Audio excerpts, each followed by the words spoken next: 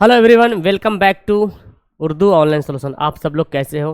तो हम आज पढ़ने वाले हैं ये नॉन हिंदी क्लास 10 का नॉन हिंदी किसलय हिंदी इसको कहते हैं, है ना। और सबको मालूम है ये हिंदी किसको पढ़ना है। अक्सर वो बच्चा ये हिंदी पढ़ते हैं जो उर्दू वाले स्टूडेंट होते हैं, तो अक्सर उर्दू वाले स्टूडेंट को यही हिंदी पढ़ना होता है। ओके, तो ये है क्लास 10 का किसलय हिंदी। आप चाहे 2025 में एग्जाम दे रहे हो या 2026 में एग्जाम दे रहे हो सकता है ये वीडियो 2026 वाले बच्चे भी देख रहे होंगे, है ना, बाद में आगे जाके।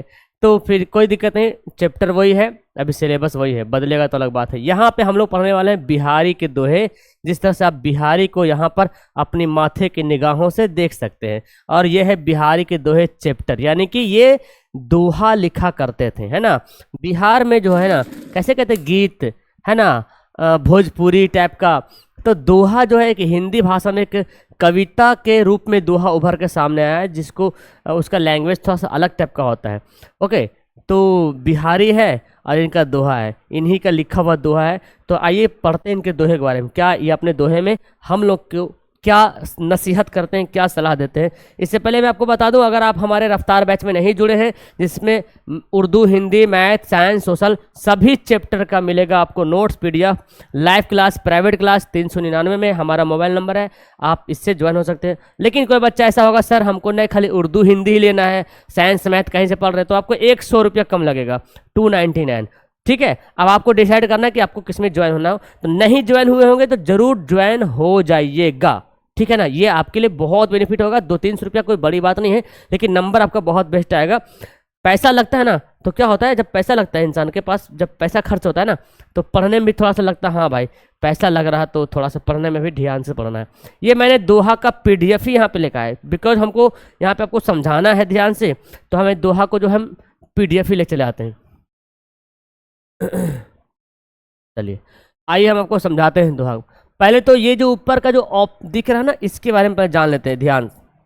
ओके, ये जो ऊपर में दिया हुआ है, रीति काल के प्रतिष्ठित श्रृंगारिक कवि बिहारी के दोहे गागर व सागर है। सवाल यहां से बनता है कि बिहारी किस काल के कवि है, तो बोलेगा बिहारी रीति काल के प्रतिष्ठित कवि है, मतलब फेमस कवि है। ओके, वैसे तो बिहारी प्रेम के कवि के रूप में प्रतिष्ठित है। प्रेम के कवि यानी कि बिहारी अपने कविता में प्रेम वाली बातें लिखते हैं, और इस कविता में प्रेम की बातें कही गई है, ठीक है ना।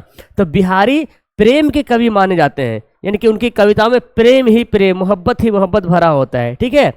पर उनके भक्ति और नीतिपरक दोहों को भी व्यापक लोकप्रियता मिली है। यानी कि प्रेम के कवि तो कहे जाते हैं बिहारी को, लेकिन जो है बिहारी ने भक्ति भी ऐसा कवि लिखा, मतलब जिसमें पूजा हो, पाठ हो, भगवान के प्रति जो है श्रद्धा हो, और नीतिपरक जो अपना रूल नियम। ओके, तो कहने का मतलब है कि इस पाठ में जो उन्होंने जो दोहा लिखा, तीनों तरह के दोहे शामिल है। यहां से आपके एग्जाम में सवाल आएगा कि बिहारी के दोहे में कितने तरह के दोहे शामिल है, तो तीनों प्रकार के दोहे शामिल। कौन कौन है? एक तो प्रेम के है, एक भक्ति है, एक नीति कवि है।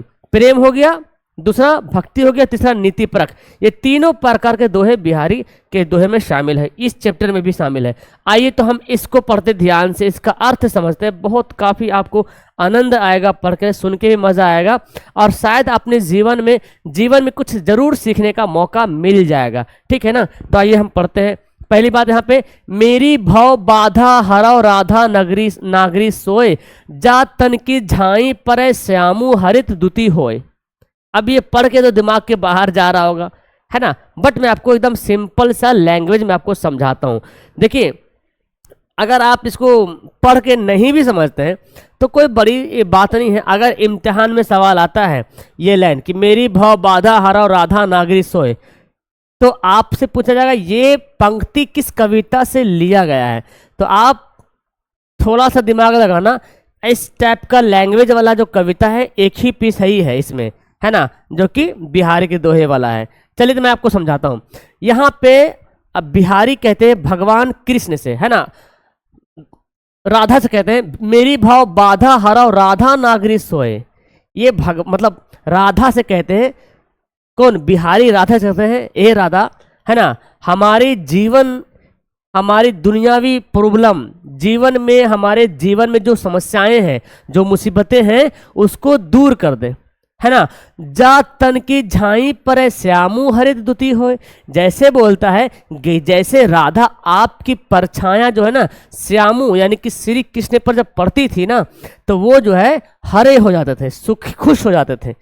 ओके, तो यानी कि मिसाल दे रहे हैं कि आप जो है मेरी समस्या दूर कर दीजिए, जैसे जा तन की झाई पर श्यामू हरि दुती होए। श्यामू यहाँ कृष्ण को बोला गया, श्री कृष्ण जो हिंदू का भगवान है श्री कृष्ण। तो ये बोला गया है कि जब कृष्ण पर आपकी छाया पड़ती थी, आपकी परछाई पड़ती थी, तो उनका मन हरा हो जाता था, खुश हो जाते थे। वैसे ही मेरे पर भी अपना छाया डाल दीजिए, अपनी रहमत बरसा दीजिए, ताकि हमारी जिंदगी सुखमय हो जाए। ठीक है। दूसरा बोलता है जप माला छपे तिलक सरे ना एको कामू, मन कांचे नाचे विरथा सांचे राचे रामू।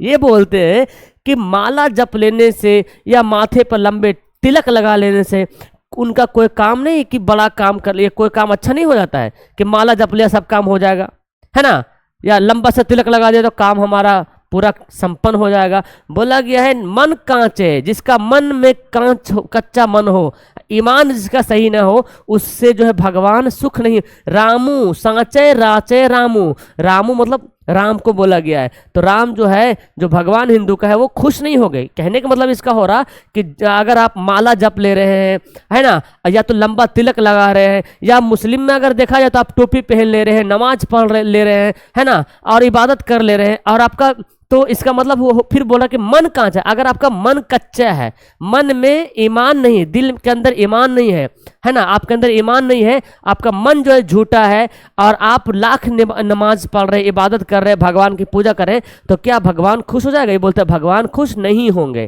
ठीक है ना। आगे कहते हैं बतरस लालच लाल की मुरली धरी लुकाई, सोह सोह करे भाव हनु हंसे देन कहे नटी जाई। अब यहाँ पे इस पंक्ति में बिहारी जो है ना राधा और कृष्ण के बारे में बताते हैं कि जब बात करने के लालच में, जब राधा को बात करना होता था किससे, श्री कृष्ण से, तो क्या करते थे, उनकी मुरली जो है छुपा लेते थे। मुरली कहते ना वो जो श्री कृष्ण बजाते थे, पे पे बोला क्या बोला, बांसुरी टाइप का, शायद इसी टाइप का कुछ होगा मुरली, है ना। तो कहने का मतलब है कि जब राधा को उनसे बात करना होता था, यानी कि बात करने की लालच में, बात करने जब मन करता था, तो रामू क्या बोलते हैं, जो श्री कृष्ण के जो मुरली हुआ करते थे उसको छुपा लेते थे। लुकाई मतलब उसको बोलते हैं, हाँ, छुपा लेते थे। सहो लुकाई मतलब छुपाना। सहु करे भौ हंसू हनु हंसे देन कहे नटे जाए। अब जब श्री कृष्ण को जब शक होता था कि तुमने ली है तो मना कर दो, नहीं हम नहीं लेते थे, हम नहीं लिए। लेकिन जब कसम देते थे, है ना, सौ करे भौ तनु हंसे, जब कसम उसको देते थे या शपथ ले लेते थे तो हंस पड़ते थे। फिर बोलते थे लाइए हमारी मुरली दीजिए, तो बोलते कहे नटी देन कहे नटी जाए। मांगते थे, जब उसको मुरली मांगते थे अपने से, है ना, तो बोलते नहीं हम नहीं देंगे। तो मतलब ये राधा और कृष्ण के मोहब्बत को दर्शा रहे हैं इस पंक्ति में, यानी कि प्रेम का यहाँ पे ये प्रेम वाली पंक्ति यहाँ पे अटैच की है कि राधा कृष्ण जब मुरली छुपा लेते थे बात करने को, कम से कम बात तो करेंगे, है ना। तो जब बोलते थे आपने लिया, बोला नहीं हमने लिए, लेकिन जब कसम देते थे तो हंसने लगते थे, फिर जब मांगते थे तो नहीं देते थे वो। तो ये मतलब इस पंक्ति में बोला गया। आगे देखिए यहाँ पे बिहारी क्या कहते हैं, जब जब वह सुधी की जाए तब तब सुधी जाही, आखिन आखिनु आखी लगी रहे आखिन लगी नहीं, आखिन आंखें लगती नहीं। तो ये बिहारी कहते हैं कि जब जब हमने भगवान को याद किया है ना, और जब भगवान हम पे कृपा कर दिया है, भगवान को हमने याद किया, या कोई भी भक्त होता है ना, भक्ति में लीन हो जाता है, जब भगवान को याद करता है और अगर भगवान उस पर कृपा कर देता है तो आखिन आखिन आखिनु आखी लगी रहे, मतलब लग रहा कि हम सो गए, लेकिन एक्चुअल में क्या हुआ, आंखें लगती नहीं। ऐसा लग रहा कि हम भगवान के भक्ति में लीन हो गए या सो गए, लेकिन एक्चुअल में हमारी आंख लगती ही नहीं, आंख बंद है। रात में लग रहा कि नींद आ गई है, लेकिन एक्चुअल में देखा जाए तो हमको आंख ही नहीं लग रही है। ये कब होता है, जब भगवान की कृपा हो जाती है, तो है ना। जो कोई भी भगवान की कृपा में जब लीन हो जाता है, है ना, जैसे बोलते हैं वली, समझते हैं ना, वली वली अल्लाह हो जाता है। तो जब वली लोग क्या होते हैं, सोते नहीं है, अल्लाह की बारगाह में पूरा लीन रहते हैं, उनकी मोहब्बत में इतने बस दुनिया से कोई मतलब ही नहीं आता, बस अल्लाह की मोहब्बत में ही वो पूरी ज़िंदगी गुजार देते हैं, जो वली वली अल्लाह होते हैं, जो वली लोग होते हैं, ठीक है ना। तो उनको सोने से कोई मतलब नहीं, खाने से कोई मतलब नहीं। तो वही कहते हैं कि जब भगवान की कृपा हो जाती है तो लगता है कि नींद आ गई है, लेकिन एक्चुअल में नींद आंख ही नहीं लग रहा है। चलिए कहता आगे, नर की अरु जल नीर की गति एक करी सोए, जे तो नीचो हवे चले ते तो ऊंचो होए। ये कहते हैं इसमें जो है ना पंक्ति में बिहारी कोई एक इंसान, नर मतलब तो मर्द होता है, बट यहाँ पे मनुष्य के अकॉर्डिंग देखा जाए कि मनुष्य और नल में कोई मतलब इन दोनों में तुलना करता है कि भाई मनुष्य और नल की जो गति होता है ना, जो धारा होता है वो एक जैसा होता है। कैसे भाई, नल देखिए जितना नीचे नल रहेगा उतना पानी की धारा ज्यादा तेज रहेगा, है ना। नल जितना झुका रहे, मतलब देखो मान लो कि टंकी यहाँ पे है, यहीं पे नल लगा देंगे तो पानी की स्पीड नहीं आएगा ना ज्यादा। अगर नल की स्पीड नल लगा देंगे नीचे में तो उसका धारा की स्पीड बहुत ज़्यादा हो जाएगा। तो उसी प्रकार बोलता है कि जेतो नीचे हवे चले, नल को जितना नीचे करते उतना ज़्यादा धारा बहती है। उसी प्रकार अगर मनुष्य जितना झुकता है ना, वो भगवान उसको और ऊपर उठा देता है। आपने सुना नहीं, जितना झुकिएगा उतना और ऊपर उठेगा। लोगों की निगाहों में आप और ऊंचा उठ जाइएगा, आपकी और ज़्यादा रिस्पेक्ट किया जाएगा। तो कहते हैं कि हमें झुक जाना चाहिए। अगर कोई ऐसी बात आ जाए तो हमको झुकना चाहिए वहां पे, है ना। झुकने से आदमी छोटा नहीं बल्कि बड़ा हो जाता है। आपने सुना बड़े लोग बोलते रहते हैं, अरे झुक जाओ ना, क्या बात है, अपने पिताजी से मुंह क्यों लगा रहे, झुक जाओ। या दुनियावी से आपकी गलती मान लो, एक्सेप्ट कर लो, झुक जाओ थोड़ा देर के, भाई भाई में तकरार हो रहा, चलो एक तो झुक जाओ यार। तो झुकने से क्या होता है, झुकने से वो और बड़ा होता है। जैसे नल की धार, नल जितना नीचे लगाते हैं उतनी धारा स्पीड बहती है। अगर आदमी झुक जाए अपने जीवन में तो आदमी और ऊपर उठता है। ओके चलिए आगे कहते हैं, संगति सुमति ना पावही, परे कुमति के धंध, रखो मेली कपूर में हींग न हो तो हींग न हो सुगंध। कहते कि संगति सुमति ना पावही, अगर संगति आपका अच्छा है तब तो बहुत अच्छी बात है। लेकिन अगर परे कुमति के धंध, अगर धंध मतलब समझो कि गलत संगत में अगर पड़ गए हैं, संगति अगर अच्छा है तब तो अच्छे इंसान बनिएगा। अगर गलत संगत में पड़ गए आप तो फिर बड़ी मुश्किल होगा गलत से फिर अच्छे में लाना। जैसे किसी को शराब की लत लगाना बड़ा आसान है, या किसी भी चीज़ का लत लगाना बड़ा आसान है। छोटा बच्चा देखिए, एकदम छोटा बच्चा जिसको पता नहीं मोबाइल क्या होता है, जब तक मोबाइल नहीं दीजिए उसको पता नहीं मोबाइल क्या होता है। लेकिन मोबाइल का जब लत लगा दीजिएगा तो ले रील्स खोल के बस अपने से यूट्यूब खोल लेगा। छोटा छोटा बच्चा घर में देखिए ना जी, अपने से यूट्यूब खोल लेगा, छीन लीजिए तो रोने लगेगा, लत लग गया उसको मोबाइल का, ठीक है ना। तो वही बोलता है यहाँ पे कि अगर संगति सही होगा तब तो ठीक है, लेकिन जैसी गलत संगत में पड़िएगा तो फिर वहां से सही करना बड़ी मुश्किल होगा। मिसाल देते हैं, रखो मेली कपूर में हींग ना हो, अगर कपूर में हींग मिला देंगे तो हींग का महक मतलब बहुत ज्यादा होता है। हींग का महक जो है ना बहुत अजीब टाइप का, पसीना देखे होंगे बड़े लोग का, मर्द लोग का अक्सर पसीना कैसा महकता है।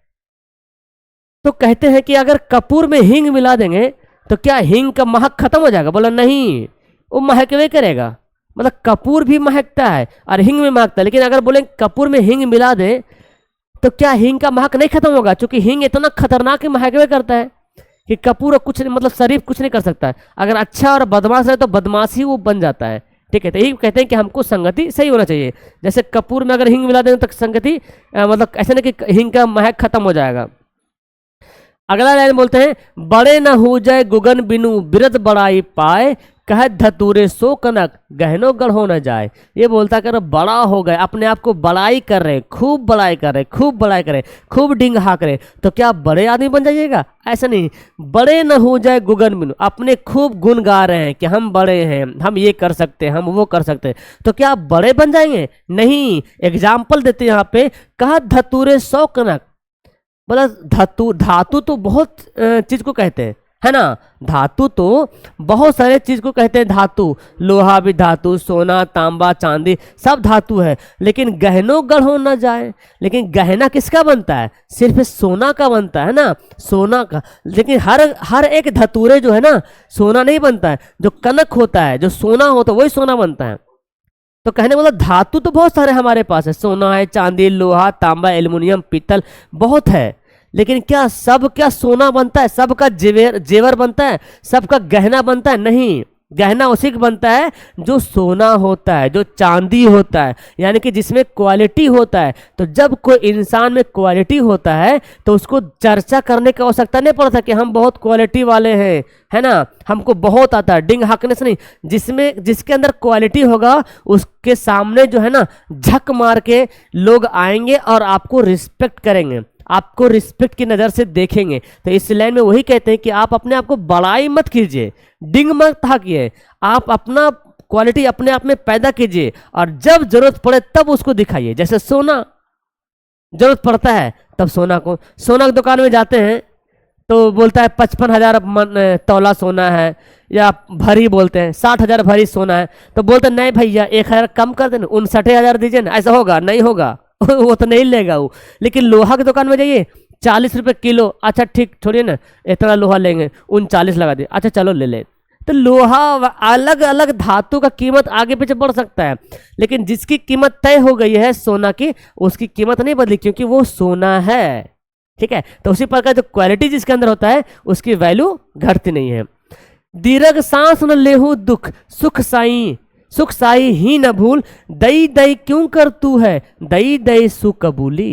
ये कहते हैं कि बहुत लंबा सांस ले रहे हो जब दुख की घड़ी आई तो, है ना, जब तुम्हारे पास मुसीबत की घड़ी आ गई तो खूब लंबा सांस ले रहे हो, और सुख साई ही ना भूल। और जो जब सुखी आया था तो भूल गया था किसको? भगवान के बारे में बोल रहा कि जब तुम्हारे पास दुख आया, मुसीबत आया तो लंबा लंबा सांस लेके या अल्लाह, या भगवान बचा ले, या अल्लाह बचा ले, है ना, बोलते हैं ना, या अल्लाह करम कर। लेकिन बोलता जब तुम्हारे पास सुख आया था तो उस समय तुमने भूल गया भगवान को, तुमने अल्लाह को भूल गया। जब तुम्हारे घर में कोई बेटी की पैदाइश हुई, या तुम्हारे घर तुम्हारे सैलरी आ गया, या तुम्हारा जॉब लग गया, है ना, तब तो अल्लाह भगवान को भूल गए तुम। लेकिन जब मुसीबत आया तो अल्लाह अल्लाह चिल्ला रहे हो, भगवान भगवान चिल्ला रहे हो, क्यों? ऐसा मत करो ना। बोलता है दई दई क्यों कर तू, क्यों चिल्ला रहे हो ऐसा, है ना। दई दई सु कबूली, जो तुमको मिल गया है वो कबूल लिए।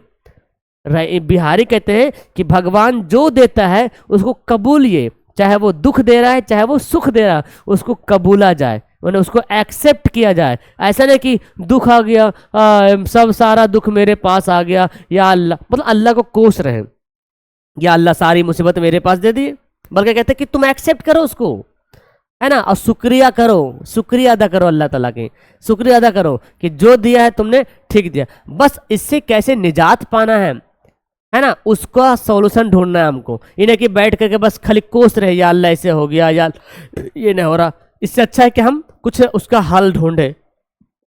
तो ये इस कविता में हमें जो है बताने की कोशिश करते, कौन? बिहारी। सब बहुत सारी बातें यहाँ पे बताए बिहारी ने, हमारे जीवन को जीने का एक अच्छा राह भी बताया इन्होंने कि कैसे हमको जीना चाहिए। खाली माला जपने से कुछ नहीं होगा, ईमान पैदा करना चाहिए दिल में। उसके अलावा और भी यहाँ पे बताया कि अपने आप को बड़ाई मत करो, बल्कि अपने अंदर क्वालिटी पैदा करो, है ना। फिर बोला कि यहाँ पे कि दुख हो या सुख हो, हमको जो भी आता है दुख या सुख उसको एक्सेप्ट करना चाहिए, और उसमें जो हमको भगवान को कोसना देना चाहिए। जैसे हम दुखी में याद करते हैं वैसे सुखी में भी हमको याद करना चाहिए। फिलहाल इस चैप्टर पढ़ के आपको बहुत अच्छे तरीके से इसका पूरा सारांश आपको समझ में आ गया होगा। अगर एग्जाम में सवाल आता है कि भाई दीर्घ सांस न लेहू दुख, सुख साई ही न भूल, दई दई क्यों करतू है, दई दई सुख कबूल, इसका विस्तार से लिखिए, तो कैसे लिखिएगा? वैसे एग्जाम में देता नहीं, 3-4-5 साल से अब नहीं दे रहा, पहले देता था। तो पहले आपको बताना पड़ेगा कि ये जो है ना पंक्ति बिहारी के दोहे से लिए गए हैं, जिसका लेखक बिहारी है ना। इस पंक्ति में बिहारी कहते हैं कि, अब इसका पूरा एक्सप्लेन करना है कि जब इंसान के पास दुख आता है तो लंबी लंबी सांस लेकर भगवान को याद करता है, लेकिन जब सुखी का टाइम आता है तो भगवान को भूल जाता है। तो भगवान कहते हैं, बिहारी कहते हैं कि भाई क्यों ऐसा मत करो ना, जब मुसीबत आए या दुख आए या सुख आए उसको कबूल लीजिए, उसको एक्सेप्ट कर लीजिए। तो ऐसे आपको एक्सप्लेन करना है, ठीक है ना। आई थिंक आपको समझ में आ गया होगा। ये चैप्टर यहीं पे लास्ट होता है। इस तरह से हम जो है धीरे धीरे सभी चैप्टर को कंप्लीट कर लेंगे। आप लोग अगर इस यूट्यूब चैनल पे पहली बार आए तो चैनल को सब्सक्राइब कर लीजिए, और अगर कोर्स में अगर नहीं जुड़े हैं तो मैं तो बोलूँगा अच्छा नंबर लाना है तो आप जरूर ज्वाइन हो जाना, चाहे उर्दू हिंदी में ही ज्वाइन हो जाना, लेकिन जरूर से ज्वाइन हो जाइएगा। ओके, आपके लिए बहुत बेहतर है, ऐसा नहीं कि फिर बाद में पछतावा हो। देखो होता ही है ना भाई कि 200-300 कुछ बड़ी बात नहीं होती है, लेकिन जब 200-300 रुपये लग जाता है ना आपका, तो थोड़ा सा अखर पड़ता है कि पैसा दे दें यार, पढ़ नहीं रहे, मजा नहीं आ रहा है ना, तो फ्री वाला फ्री हो जाता है। लेकिन जब अखर पड़ता है ना, पैसा दिए, अच्छा पढ़ना पड़ेगा, तो थोड़ा सा एक माइंड में एक इन्फॉर्मेशन बैठ जाता है कि पैसा लगा है तो हमको पढ़ना है। तो इससे क्या होता है, आपकी पढ़ाई बेहतर होती है। तो 200-300 में क्या हो जाएगा, आपकी पढ़ाई तो बेहतर हो जाएगी। 200 नंबर यहाँ पे उर्दू हिंदी के लिए है। अगर 100 और आप पे करते 399 400, तो आपको मैथ साइंस सोशल सब प्राइवेट क्लास आपको मिलने वाली, लाइव क्लास डेली क्लास हो रही, आप जरूर ज्वाइन कर सकते हैं। फिलहाल वीडियो क्लास करते हैं, नीचे कमेंट कीजिएगा, वीडियो को लाइक कीजिएगा, शेयर सब्सक्राइब सब कर लीजिएगा, है ना। इसके पहले जो चैप्टर नहीं पढ़े उसको पढ़ लीजिएगा, ओके। और हाँ, अभी इस वीडियो के नीचे कमेंट बॉक्स में अपना व्हाट्सएप का चैनल डाल दिया हूँ, चैनल का लिंक, आप लोग सब लोग ज्वाइन हो जाइएगा, ओके। चलिए मिलता हूँ, ओके, बाय बाय।